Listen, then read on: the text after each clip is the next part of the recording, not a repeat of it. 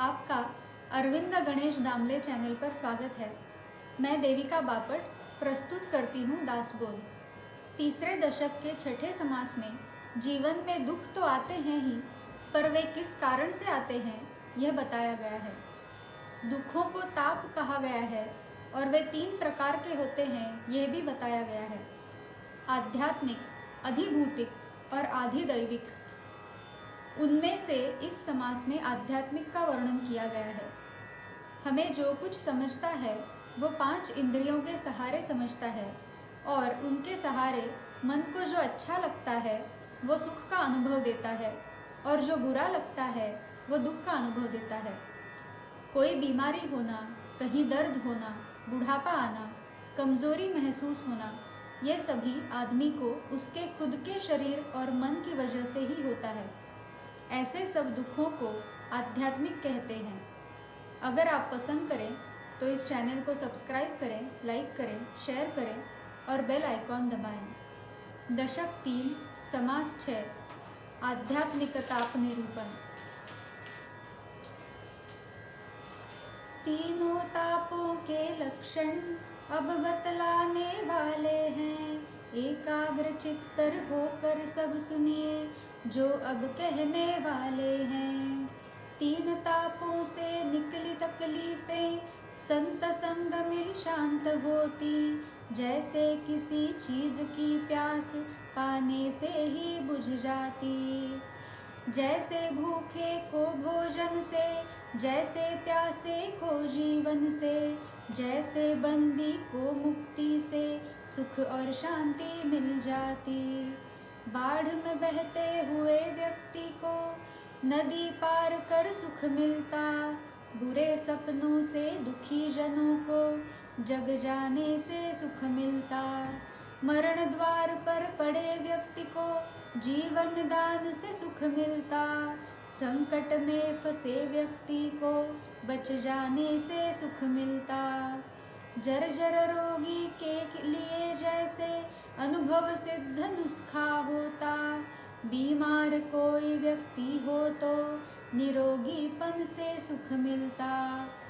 पृथ्वी पर जो दुखी होता, किसी ताप से पीड़ित होता, परमार्थ मार्ग पर चलने का वही एक अधिकारी होता।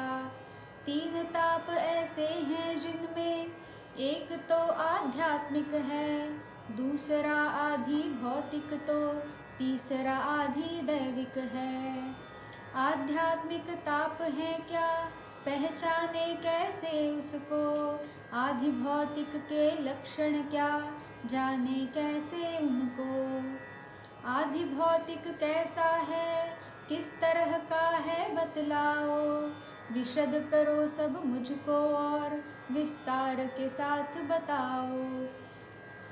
ठीक है कहकर वक्ता ने विस्तार के साथ समझाया है। सावधान हो सुनिए वर्णन अब आध्यात्मिक का आया है। देह इंद्रिय प्राण हमारे सुख दुख का अनुभव करते हैं। उनसे जो होती तकलीफें आध्यात्मिक ताप कहलाते हैं। देह में कुछ निर्माण है होते, इंद्रिय प्राण से भोगे जाते। सब तापों में ऐसे जो होते वही ताप आध्यात्मिक होते। देह से कष्ट क्या होता है, प्राण का दुख क्या होता है। श्रोता जन सुनिए अब सारा यही विशद अब होता है। नखशूल कखवारी चेचक खसरा, नहरुआ फोड़े खुजली खौरा। देह को ऐसे रोग जो होते, देह को ऐसे रोग जो होते आध्यात्मिक वे कहलाते। गलसुआ और उंगली में खुजली या सारा बदन खुजाता है। मसूड़े सूजे दांत में ये दर्द यह आध्यात्मिक कहलाते हैं। त्वचा में फोड़े आते हैं, देह में सूजन आती है। वात और चिलक होती है यह आध्यात्मिक कहलाते हैं। दाद और गज कर्ण होते, जलोदर में पेट फूलता।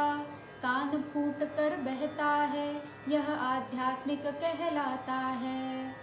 कोढ़ या फिर कुष्ठ रोग या पंडु रोग भी होता है, क्षय रोग किसी को होता है, यह आध्यात्मिक कहलाता है।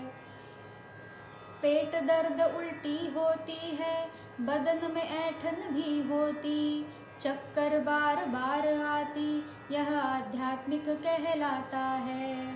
गर्दन में दर्द, कमर में दर्द, बदन में पीड़ा होती है, जोड़ों में दर्द भी होता है, सब आध्यात्मिक कहलाता है।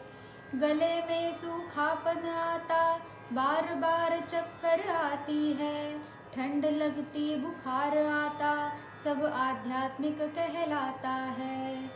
अलसी मूर्ख अपयशी होता, भयभीत हमेशा है होता, स्मरण शक्ति भी खो देता, आध्यात्मिक वह कहलाता।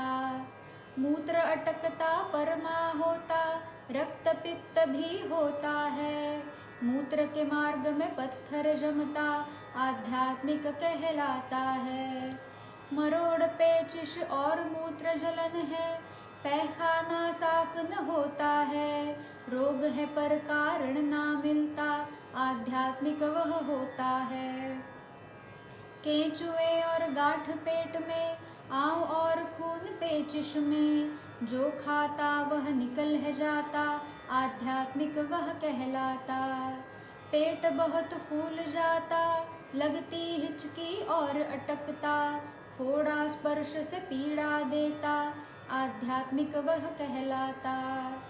हिचकी लगती और अटकता, पित्त प्रकोप उल्टी होती है, सर्दी और खांसी होती है, आध्यात्मिक कहलाती है।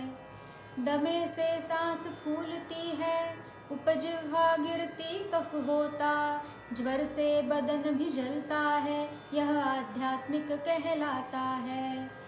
घट सर्प किसी को होता है, मुख से दुर्गंधी आती है, दांत में कीड़े लगते हैं, यह आध्यात्मिक कहलाते हैं। पीड़ा असह्य होती है, दांत भिगरने लगते हैं, होठ जीभ तक सड़ते हैं, यह सब आध्यात्मिक होते हैं। कान में पीड़ा, आँख में पीड़ा, पीड़ा से दुख होता है, जन्मांध और नपुंसक कोई, सब आध्यात्मिक होता है। मोती बिंदु और कांच बिंदु, पलकों पर फोड़े आते हैं, रात को अंधा और पागलपन, सब आध्यात्मिक होता है। बहरा गूंगा कोई होठ फटा, मन का हल्का कोई पागल है, कोई कुबड़ा या पाँव कटा, सब आध्यात्मिक होता है। आंखें लाल है या कानी है, टेढ़ी गर्दन छोटी उंगली है, कोई कुरूप कोई बोना है, सब आध्यात्मिक होता है। दांत बड़े मुख से बाहर, नाक बड़ी या नाक नहीं है, कान नहीं मोटा या कृश है, यह आध्यात्मिक होता है।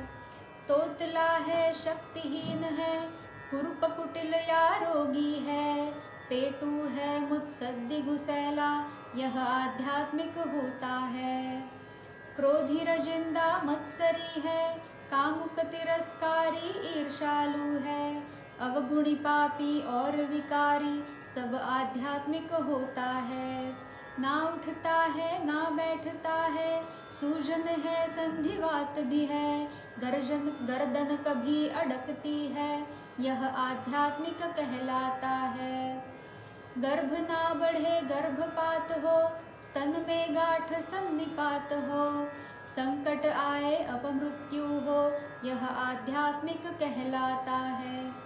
नाखून में विष है पीप भी है, खाना हजम न होता है, कभी घिघनी बंध जाती है, यह आध्यात्मिक कहलाता है। पलके सड़े भौहें भी सूजे, पलकों पर अंजन हारी है, दृष्टि दोष चश्मा लगता है, यह आध्यात्मिक होता है। चिंता बहुत मन में होती है, तन सूझता है दुख होता है, बेचैनी भी होती है, यह सब आध्यात्मिक होता है। बुढ़ापे में संकट आते, रोग कई आ जाते हैं, देह क्षीण हो जाता है, यह सब आध्यात्मिक होता है। यह अपने कर्म की पीड़ा है, कहने से शेष न होती है, यह दुख का महासागर सब आध्यात्मिक होता है। कहे और क्या आगे इसके, संकेत से आध्यात्मिक जानेंगे, इसके आगे अब वर्णन आदि भौतिक का सुनाएंगे।